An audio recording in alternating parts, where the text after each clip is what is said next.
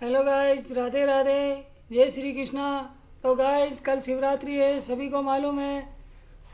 भगवान भोले की तो गाइस जम कर पूजा कीजिए। भोलेनाथ ऐसे हैं, बहुत ही भोले हैं, वो आप पर ज़रूर प्रसन्न होंगे। भोलेनाथ की कृपा रही तो आपके घर में वो सारी सुख संपत्ति प्राप्त हो जाएगी और आप भक्ति से आपको सारा कुछ मिल जाएगा। तो गाइस चलते हैं हम और आप, आज थोड़ा सी जानकारी ले लेते हैं माँ पार्वती जी के बारे में। तो चलते हैं गाइस। भगवती श्री पार्वती जी भगवान शिव की आदि शक्ति है गाइस। उन्होंने जहाँ विनय और प्रेम की प्रतिमूर्ति होकर पति के आधे अंग में स्थान प्राप्त किया, उन्हें अर्धनारीश्वर बनाया। वही स्वामी को अपनी विराट शक्ति देकर मृत्युंजय के रूप में प्रतिष्ठित किया।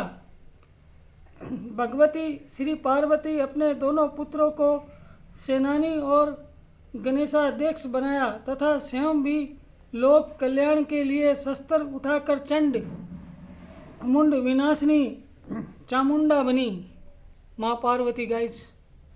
वेद उपनिषद पुराण सभी उनकी अनंत महिमा का गान करते हैं गाइस। माँ पार्वती का भगवती पार्वती अपने पूर्व जन्म में दक्ष प्रजापति की कन्या सती के रूप में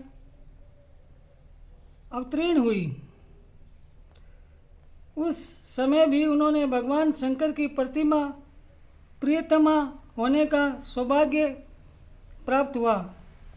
दक्ष यज्ञ में अपने पति भगवान शिव के अपमान क्षोभ होकर योगाग्नि में उन्होंने अपने शरीर का त्याग कर दिया था। सती ने देह त्याग करते समय यह संकल्प किया कि मैं पर्वतराज हिमालय के यहाँ जन्म ग्रहण कर पुनः भगवान शिव की अर्धांगिनी बनूं।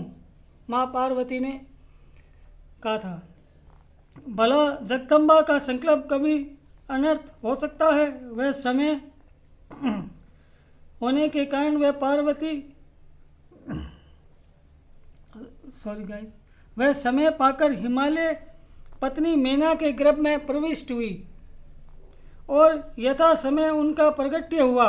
पर्वतराज की पुत्री होने के कारण वह पार्वती कहलाई। माँ पार्वती इसलिए कहलाई गाइस।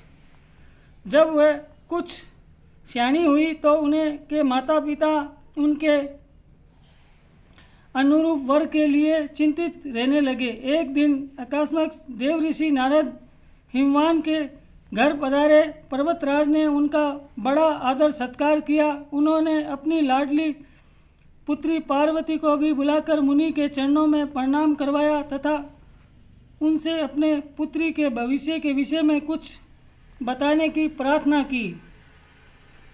नारद जी ने हंसकर कहा, गिरिराज तुम्हारी पुत्री सब गुणों की खान है।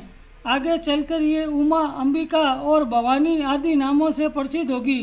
ये अपने पति को प्राणों से भी अधिक प्यारी होगी तथा इनका सुहाग अंचल रहेगा, किंतु इनको माता पिता से रहित उदासीन तथा अमंगल वेश वाला पति मिलेगा।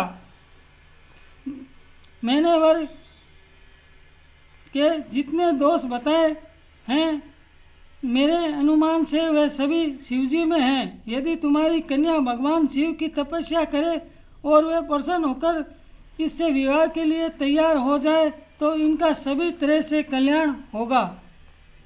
नारद जी ने बताया। देव ऋषि नारद के उपदेश हृदय में धारण करके भगवती पार्वती ने भगवान शिव को पति में रूप में प्राप्त करने के लिए कठोर तपस्या करने का निर्णय लिया और माता पिता के मना करने पर भी वह हिमालय के सुंदर शिखर कठोर तपस्या आरंभ कर दी। उनकी कठोर तपस्या देखकर बड़े बड़े ऋषि मुनि भी दंग रह गए। अंत में भगवान आशुतोष का आसन हिला।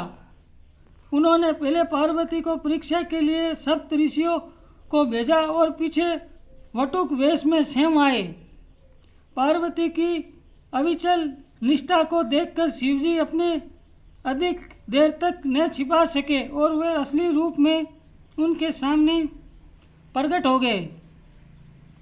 भगवती पार्वती की इच्छा पूर्ण हुई और उन्होंने शिवजी को पाणी ग्रहण का वरदान मिला। पार्वती जी तपस्या पूर्ण करके लौट आई और अपने माता पिता को उन्होंने शंकर जी प्रकट होने तथा वरदान देने का संपूर्ण वृत्तांत के सुनाया। तत्पश्चात शंकर जी ने सप्त ऋषियों को विवाह का प्रस्ताव लेकर हिमवान के पास भेजा। इस प्रकार विवाह की शुभ तिथि निश्चित हुई। वर पक्ष की ओर से ब्रह्मा, विष्णु और इंद्र देवता बारात लेकर आए। भगवान शंकर और पार्वती का विवाह बड़े धूमधाम से संपन्न हुआ। फिर भगवान शिव के साथ भगवती पार्वती कैलाश आई। दो अनादि दंपतियों का पुनः मिलन हुआ। कार्तिकेय का जन्म हुआ और उनके द्वारा देव शत्रु तारकासुर का संहार हुआ। फिर पार्वती जी के दैत्य पुत्र गणेश उत्पन्न हुए। भगवती की समस्त पतिव्रताओं में शिरोमणि है। भगवती सीता जी इन्हीं की आराधिका थी। माता पार्वती भारत की प्रत्येक नारी के लिए परम कल्याणकारी है। तो गाइस, हमने आपको बहुत ही छोटी माँ पार्वती की कथा सुनाई। कल शिवरात्रि भी है। आप बड़े मन से भगवान शिव और पार्वती की पूजा करें। कल शिवरात्रि है। आप पर शिव जी बहुत ही जल्दी प्रसन्न होंगे और आपकी सारी समस्या दूर होगी उनकी भक्ति से।